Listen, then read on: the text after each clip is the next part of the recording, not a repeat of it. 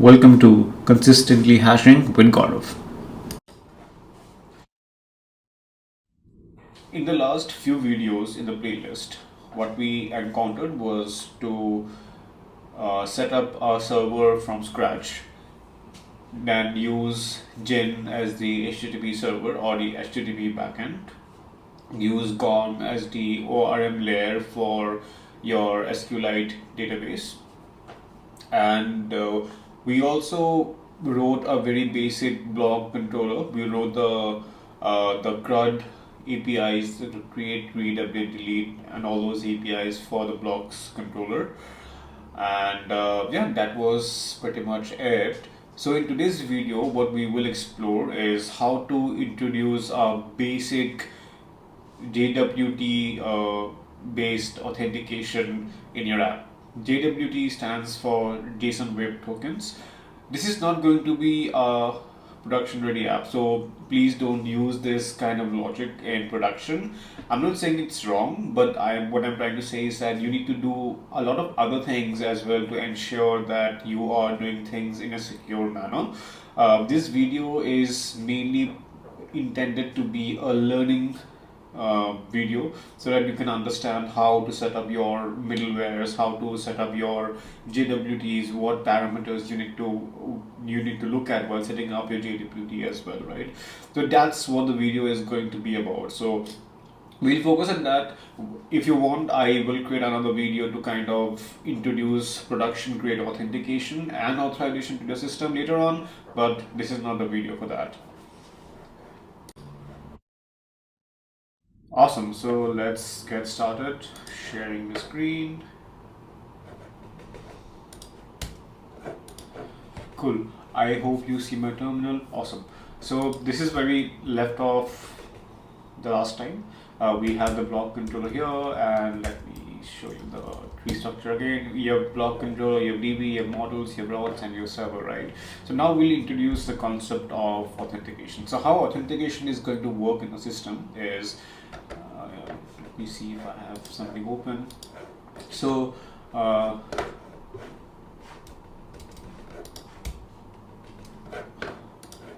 yes, so you have your API request, which kind of comes in from the user.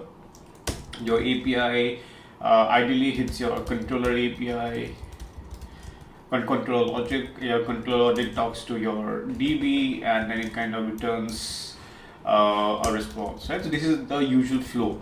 Now what happens, what we want to do is we want to add a middleware.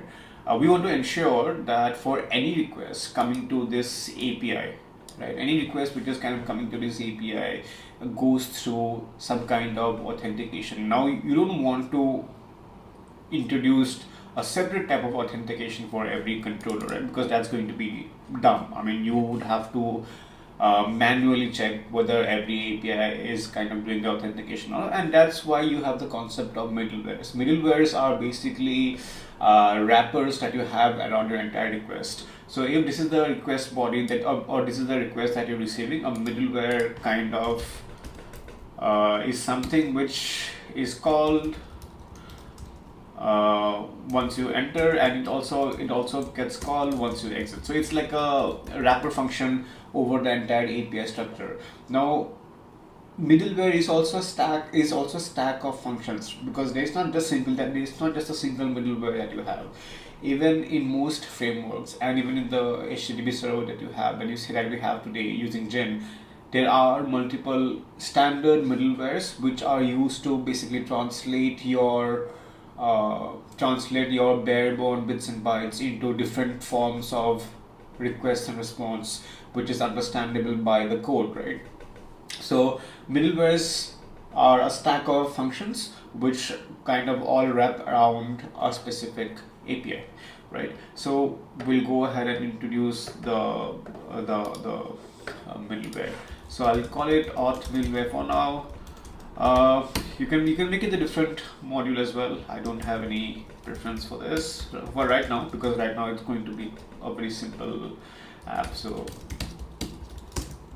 I'm introducing the middleware. I'll call it auth middleware. And you may not have to introduce a structure for that as well. You can just go ahead and you can just go ahead and define a function like this, and this also takes in the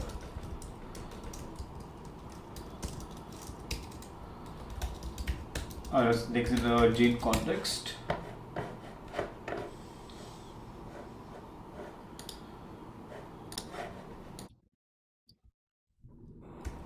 So what is does it? This does not. It returns a function. Let me do this function.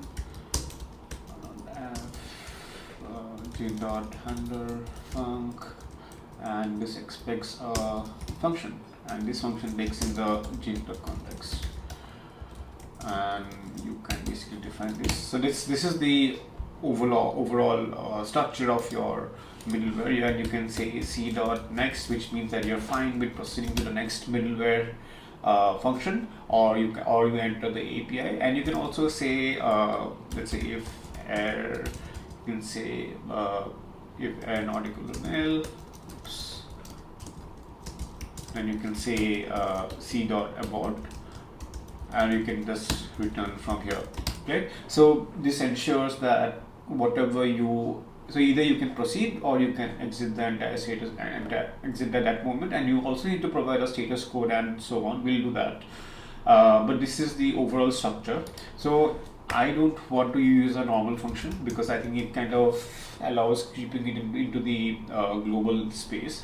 I like to keep my global namespace devoid of a lot of globals and public functions.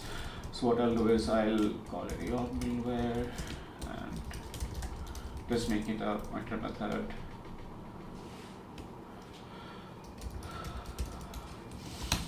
Right, and yeah, so we'll basically go ahead and implement. You can also pass in the server logic as well, and we'll go and we'll implement the middleware. So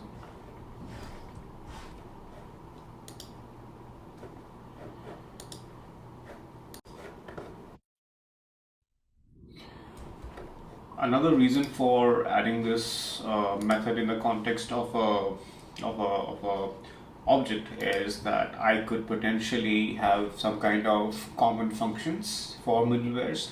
Let's say I have something called base middleware, right? And I can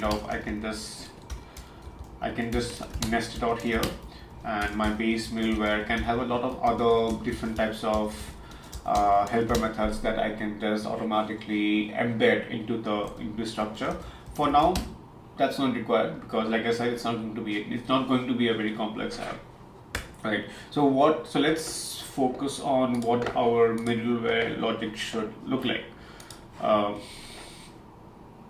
Cool. So what should our auth middleware do, right?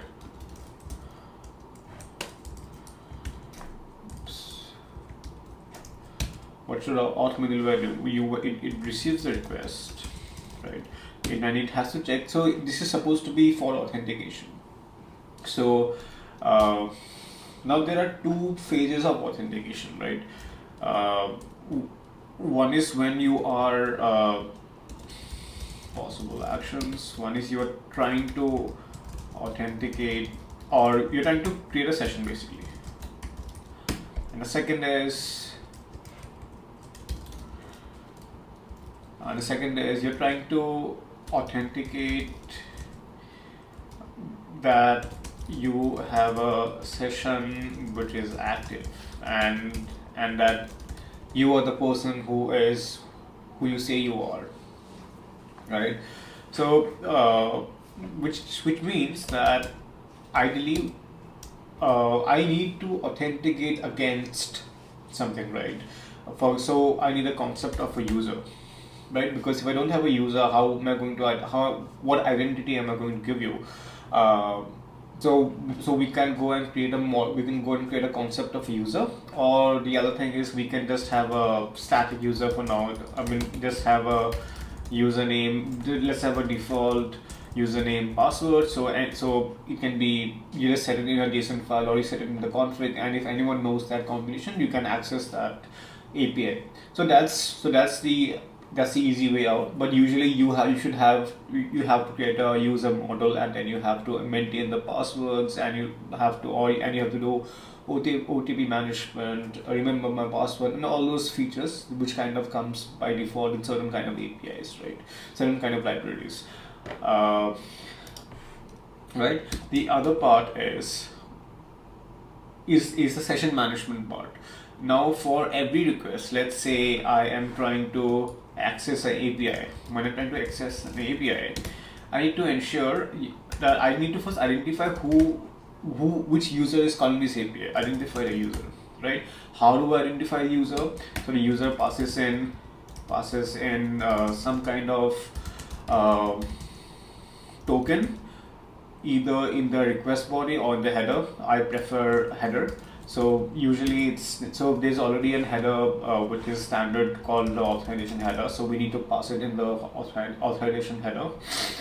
So this is what we'll use to identify, not to identify, we'll just use this to kind of fetch the token, right? So you just pass income token, server, and when it's a server, I mean the logic that we are going to write. Server compares the token.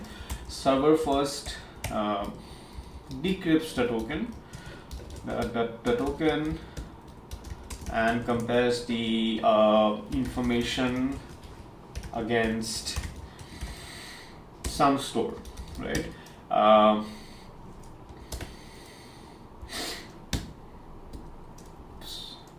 Yeah, and compares the information from some store. It then is able to identify the user, right? So once you identify the user, the next part, so this is the authentication part of the system. But once you identify the system, once you identify user, you need to now mention if user has access to the resource, right? For example, let's say you have Facebook. When I authenticate myself, I should be able to make changes to my profile. I should not be able to change, even if I'm authenticated, I should not be able to change access to your profile, right? So because I should not have access to that resource. So that's something which comes into the term of authorization. It comes under that field, and this kind of comes under the field of authentication. So in this video, we will mainly be trying to focus. We'll try to focus only on authentication. I'm trying to. I think we will need to. I think for us, static user won't work because we have the concept of blocks, comments, and authors, right? And author is for us primarily a user, right? We don't want the person to kind of input their name all the time, anytime they make a blog or they make a comment, to identify who they are, and because they can also lie on that specific form. So we need the concept of an author or a user anyways. So we'll go ahead and implement a dynamic user. So to recap, we have to do these steps to solve the middleware. We don't have to do this, right? By the way, so if you aren't able to identify the user, right? If you're not able to identify the user, then then give a 401, right? Which means you're basically unauthorized to access that resource. So this is what we are going to implement. Let me just remove this for now. This is what we're going to implement for this video.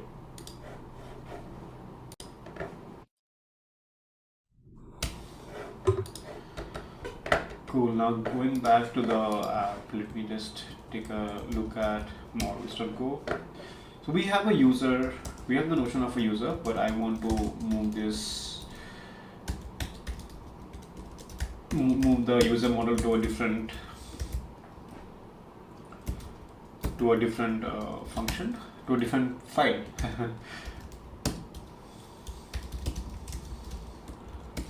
because I think the user model has scope to grow a little, because it has we may need to introduce some kind of password authentication and so on multiple of those things, and I want to put that into the model itself for now. So we have email, and then I'll have password. Now password doesn't, we should never send the password to the front end, right? So whatever is there in the JSON tag is going to be sent to the user. So we should not have to send the password. Do we?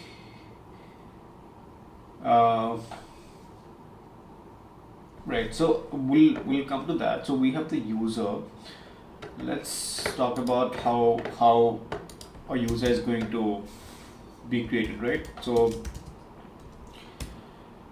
we have a user. So a user will first do registration. Then the user should be able to create a session, and when I say create a session, you should be able to say /login, you should be able to say /logout, right? And while registration, they should be able to provide name, email, password, and so on. And in the session, they can provide login and logout. I'm just wondering if for now we should skip the registration and the sessions part, because you kind of enter into a loophole where it kind of takes a lot of time to implement this entire thing, right? And these are not things that you would usually implement anyways. So I wanted to focus more on the middleware for this video. So okay, so going back, we have the user. Let's go back to the middleware. So what should the middleware do, right? So the middleware ultimately should be able to fetch the token, fetch the auth token from the header.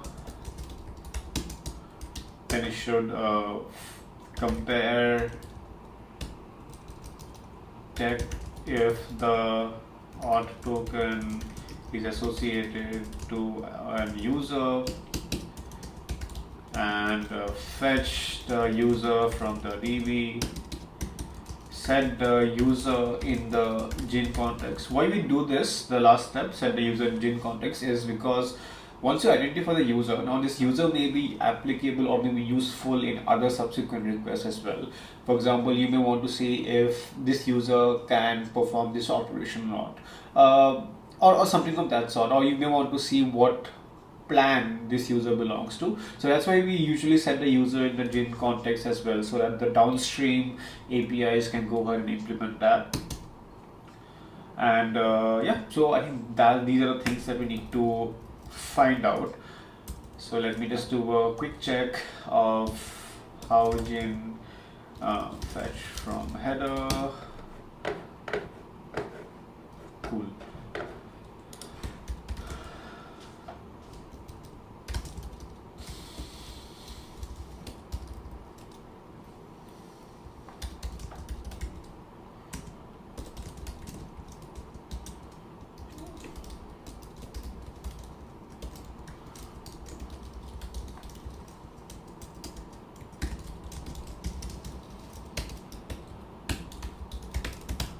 So if it isn't able to fetch, then it should be abort. If now use the token and figure out if it is associated with a user. So first we need to decrypt the user. So for now, what we'll do is we'll create a concept of libs here. So let me create libs, and libs, let me create something called jwt.go. So jwt, so libs.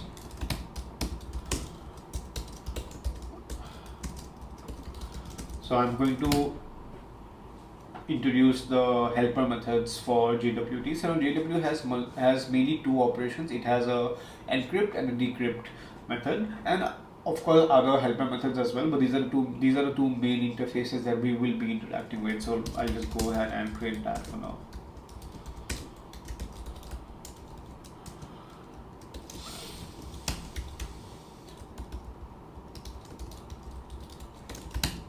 Right, and decrypt should give me some kind of user ID. I think it'll give me in string, so that's what I'm expecting for now. And so decrypt will also take in the auth token, but it'll also be in a string format. And I think the encrypt also will be something very similar. You pass in a user ID, and maybe here we pass out. Let me do the translation in the JWT library itself, right? Yeah, I think that will make more sense, and this should in turn give me back a token. And this token will be passed back when the session is created. Auth token string.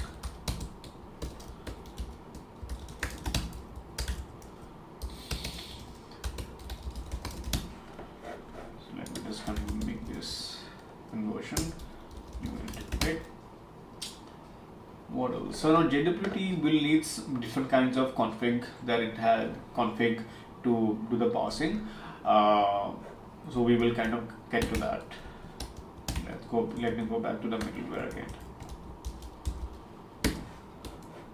Cool. So I just introduce a JWT object here.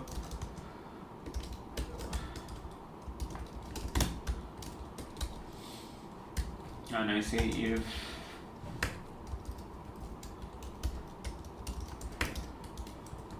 it belongs to the lib module, so we need to introduce that. And if it is unable to decrypt, right, we also need to pass back an error.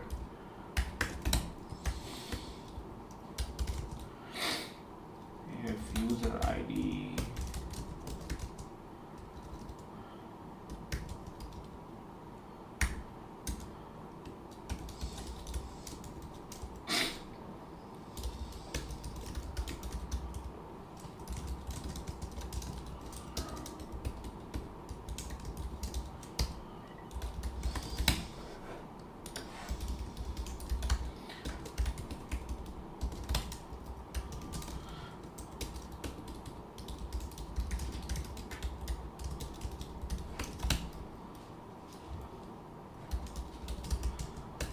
I have this habit of, so Go allows duck typing, which means that you can just do something like s equal to something like this, which is like a string constant, like string literal.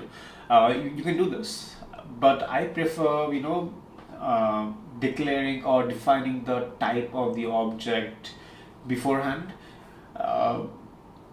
The reason I like doing that is because it allows me to, it prevents any kind of reassignment later in the future, or any kind of surprise reassignment, because we have this notion of using errors. So there are shadowing issues which happens, and there are multiple other such issues which kind of keeps happening. So I like to define everything in the beginning. So these are slightly outdated principles. People don't usually do it this way, and there were reasons why it was done in the past, because compilers were not as advanced and they needed to know everything before entering the function. So there are multiple safety principles and optimization principles associated with these kind of techniques. I still follow it even today, which may or may not be required. So now we need to fetch the user from the DB. So now that we have the user DB, right? So what we need to do is we'll just say error. We need to have a user concept here, right?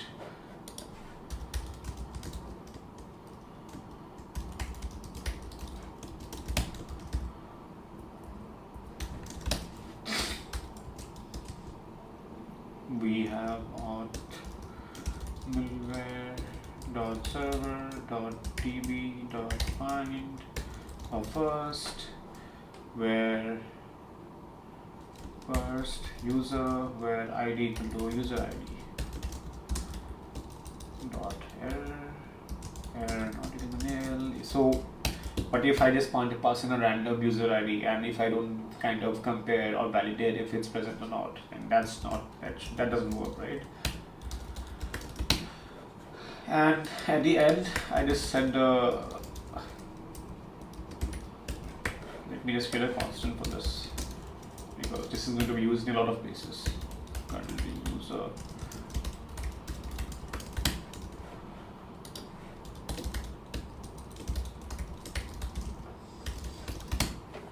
right. So this is more or less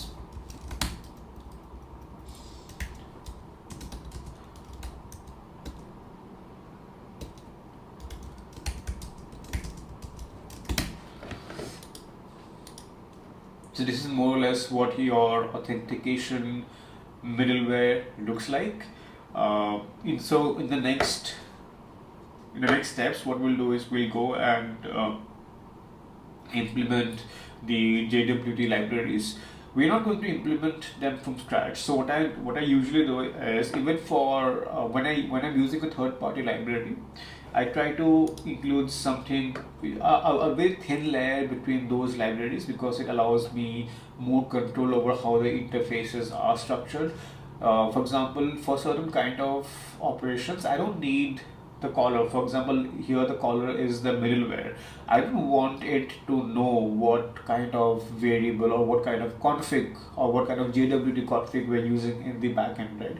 Because that may be specific for a certain environment, that may be specific for a certain OS. So we cannot be sure of that. So instead of kind of polluting this specific middleware space, we will pollute it, or we will make it customizable in the lib for now, right?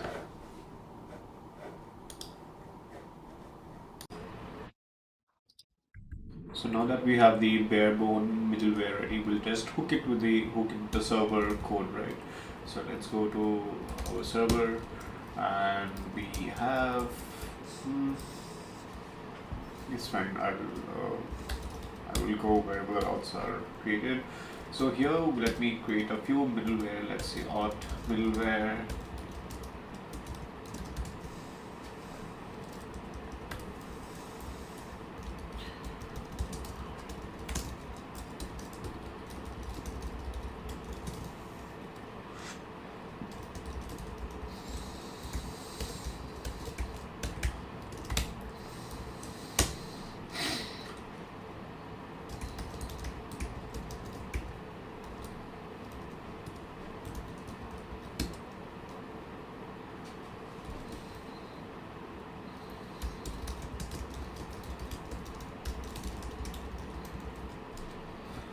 It's fine.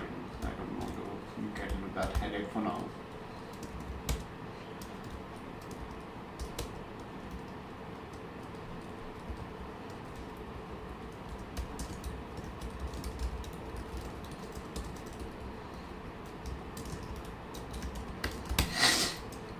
And then what we want to do is we want to guard all the we want to protect all the specific blog or only protected APIs with authentication token. So which means that we don't want users who aren't authenticate to access some of these APIs. So what we'll do for now is that we will create so we'll just enable it for all the APIs that we have, and for some of them we'll start omitting it later on, but for now we'll just do that. So we already have something called API group. So let me call it, let me create an auth group as well, auth API group, which means that, and this will be from there. I don't want to add anything here, and auth API group dot use auth middleware. So this should work, and what I'll do is, so for most of the so we'll talk about users later on, because users is a special case, because we do need to allow certain APIs for the users to sign up as well, right? You cannot have authentication for a sign up API or for an API to log into your app as well, right? You cannot have authentication there. So we need to do some things to omit that. But for all the other things, I just want to use auth group here,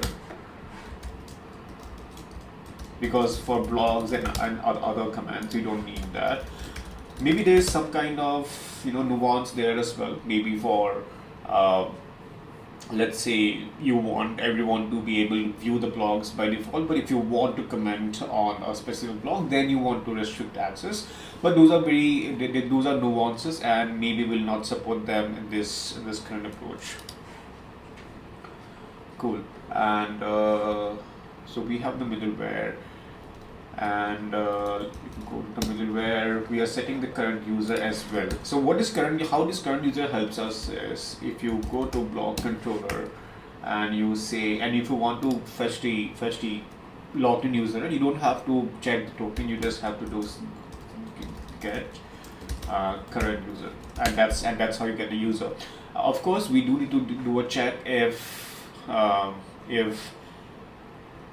is there any case where this current user can be nil, right? I don't think there is, because everything goes through the auth middleware anyways, and if the user was not found, it will anyways not kind of get to this state as well.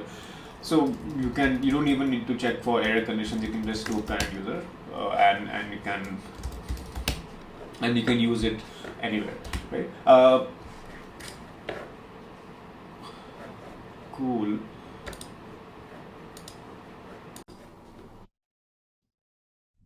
So the next thing to do is to integrate our auth middleware with an actual JWT library, right? Because if you remember the last time we used the JW library, we did not fill up the blank methods here, right? So we need to fill them up with actual encryption and decryption logic. So let me go and search for a good enough middleware. This is the first one I searched. There are a few examples here, and so now, as I mentioned, there are mainly two or three steps that we need to kind of consider ourselves when we're talking about JWT tokens.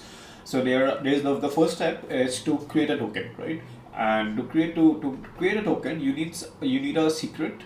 A secret is like a password that only you have, and you use that salt or the password to kind of encrypt or generate a token by using a specific attribute that you know how to identify. Let's take an example, right? So let's say we have the concept of user ID. Let's say we have user ID, right? So you can take now you want to pass the user ID back and forth in your token, right? Because that is what you use to identify which user is trying to access your APIs. In the previous in previous iterations of building web apps, a lot of people used to use cookies to kind of do that kind of management. You could still do that, but nowadays or basically session variables as well. There's something called session variables, which was pretty famous. But now that most apps have become stateless, we need to kind of ensure that the tokens that are used, they do not contain any, they do not require any state management from your web servers, right? So in order to do that, you need so we'll use a user ID in this case. But what this means is you have a user ID, you want to encrypt it, and to encrypt it you use a password or a salt, and that is what we see as what will be required. These are the two main inputs that we need to kind of create a JWT token. The second action that you would want to do is when the user is trying to access an API. Now the user will try to tell you that okay, I am this user. Please let me access please let me access this API. When they say that I am this user, they need to also give you a token that allows you to identify whether they are telling the truth or not. So that is when they give you a JWT token. This JWT token was given to them by you when they logged into the system. So it is basically your specific token that they'll be kind of giving you every time they want to access any of these APIs. Now these JWT tokens also have various other security measures. They have validity, they have other things as well, which we can talk about in the future. But using this JWT token, you can basically decrypt it and check whether the user is the person that they are kind of claiming to be or not. Right? So one very easy way of causing issues or causing issues with systems are if your passwords are not very safe. If your passwords are very easy to decipher, then someone could just take that token, decrypt it, find the password, and then they can use it to encrypt any other user ID as well, right? So that's one problem. The second problem is if your JW token is leaked in some way. If you're storing it, let's say in a database store, and if that store kind of gets leaked, and if you don't have a validity or a smaller expiry time associated with it, if that gets leaked, you don't have any other way to kind of identify if the person who's trying to access the system is telling you that access the system is the person that they're claiming to be or not, right? So there are these kind of problems which can arise, but there are also very easy solutions to all of them. We may or may not discuss them in this series, but yeah, there are definitely others way better videos which kind of covers the entire path there. So okay, so coming back to the problem, right? This is an example. They say it's example for get token by HTTP. We don't care about that because we already we can. So basically, these lines of code, they are covering how to kind of get the token from the response body. We don't care about that. We only care about this one. Cool. So let's copy this and put it in the decrypt one because as you can see, this is something which is one more problem I had listed. Just a sec.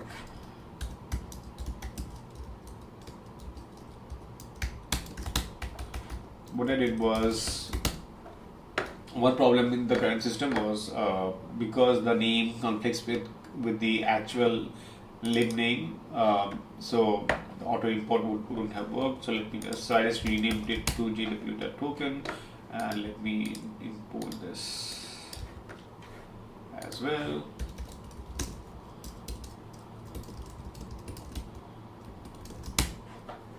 Cool. And what I'll do is I'll just say go more tidy so that it kind of downloads the required packages. Okay, so what I was saying is that this part of the code is to kind of decrypt your token. So you have a token string. We'll just replace this with auth token and a custom claims example. I think this is one of the, we'll see what this is and what do you do when you have the token, right? Awesome. Let's look at the other example. Use token by HTTP. No, I don't think this is what we care about. We want to get an API where we can, create a token, right? So yes, I think this may work.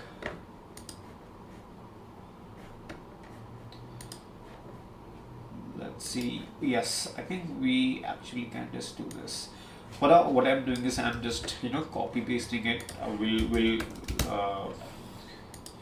make sure that everything is properly set up before we kind of get into the actual code. The auth token.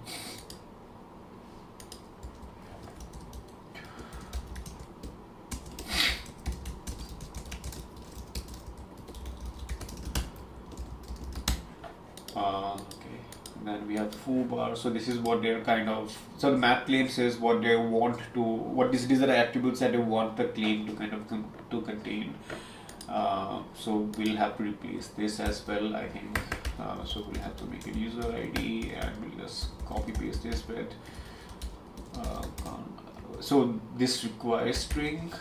So I just convert this to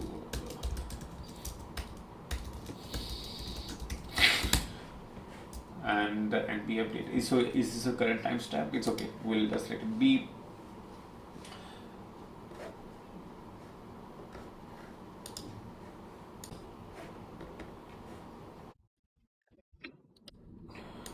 Okay, so we see here that there's something called HMAC simple secret, and this is what I was kind of, this is the password that you have to use to ensure that no one, that it's not available to anyone just willy-nilly, right? So we'll just call it, let's say, secret for now, and maybe I want to kind of, I don't want to kind of expose it to anyone for now. So I'll just right, and here we will basically replace this with secret.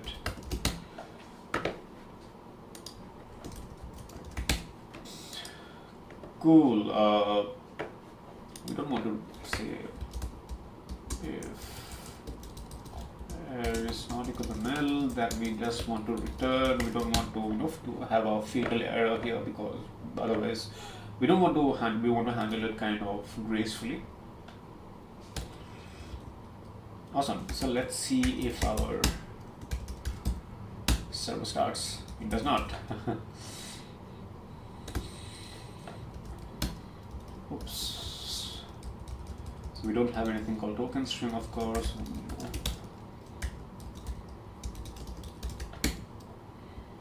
We don't have anything called verify key, of course, and yes, claims is not being used at all. Cool.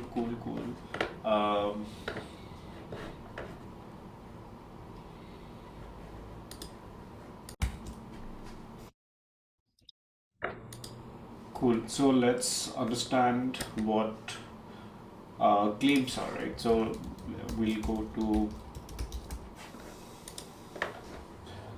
so in order for the JWT library to use the to properly embed the metadata attributes that it needs in the token, you can there are two types of there are two ways of using it. Either you kind of define your own custom claims, or you can just use the registered claims as it is, and you can just pass in the data. In our case, we'll use custom claims because it kind of gives us more power, and you can see that it's so this is a custom struct, but this is what kind of matters, and they are already filling up this data here. So we will just copy this for now to the library, and we'll make some modification, of course. Let's copy paste this. Cool. I have my custom claims. I don't want to call it custom claims, so I'll just call it auth claim. Yeah, that should be okay. And I have a user ID here.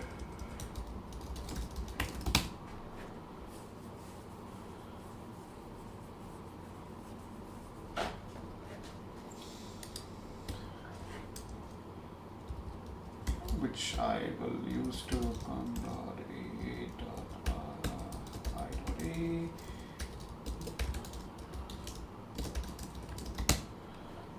And you can see that there are various time-based attributes that the registered claim is being using to set. Expires at, it is okay. So it means that it will expire 24 hours from now. I usually also like to kind of add a UTC block to it, but for now it's okay. You should add not before issuer can be, for example, this is my GitHub username, so let's use this subject auth, and I'll just copy paste the same here as well, and maybe audience we don't want, right? So now we can remove this map claims. You have used this as well, but I like, but a map is a little structureless, and I like having more structure in my apps. So I'll do that.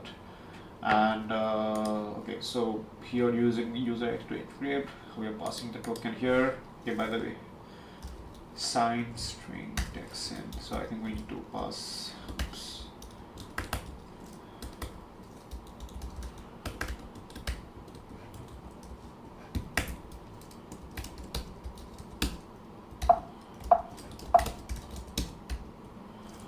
Go back to the middleware. There's some issue with my.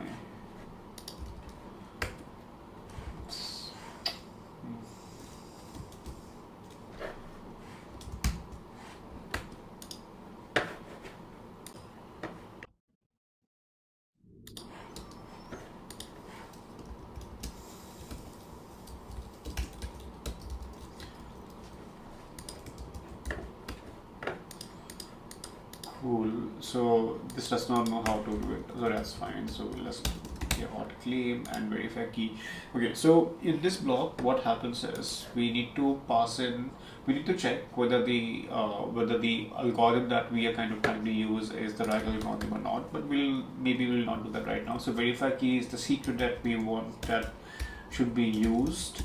So we'll just make this secret, and it requires a. Let's convert it to byte, and this is autoclave. Okay, cool. We'll convert this also to byte. It's from string to a byte array. And okay, so we'll get the user ID here. Claims dot user ID.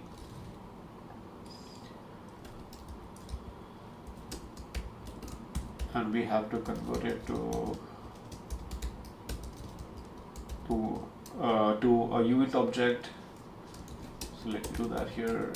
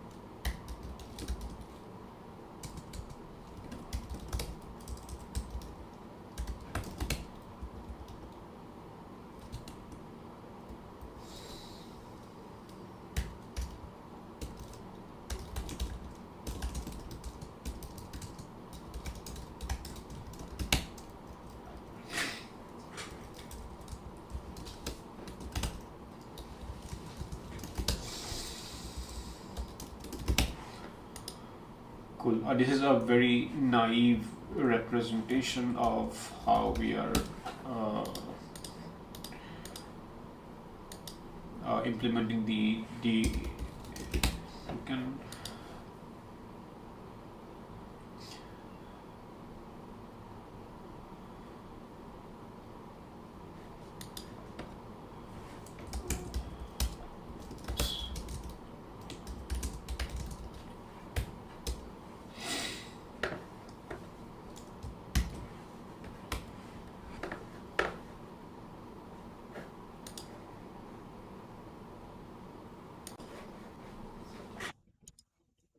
So we see a lot of errors here. So I'm returning. I think the return type is okay. Okay, I see the issue here. It's because the middleware does not take any input directly from that perspective, and then base middleware was just an example that I was kind of giving folks. There's nothing called base middleware, at least for now. What's happening? Okay, we don't need this for now. So what is the name? Okay, or let me make it server. Yep, I think making it serve is a smart choice so that it's the same everywhere. Let's see if it runs. Still some error or group.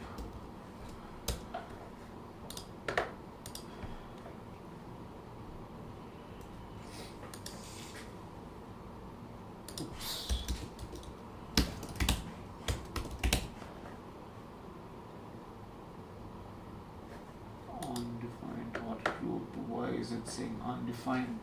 Oh, sorry, it's auth API group. It's not. I think auth API group makes more sense. So we'll fix this as well, and we are down to our last error. I think this just needs to be a function because that's what it's expecting. Awesome, beautiful. So we have a running executable for now. Of course, we are yet to test it and to ensure that it runs properly, and we'll do that in a moment. But this is a very basic example of how to embed a middleware into your app, and we will be using this middleware in the future, where I kind of optimize the entire app better to remove any kind of redundancies. So we'll get to that point. But yeah, for now, that's pretty much it.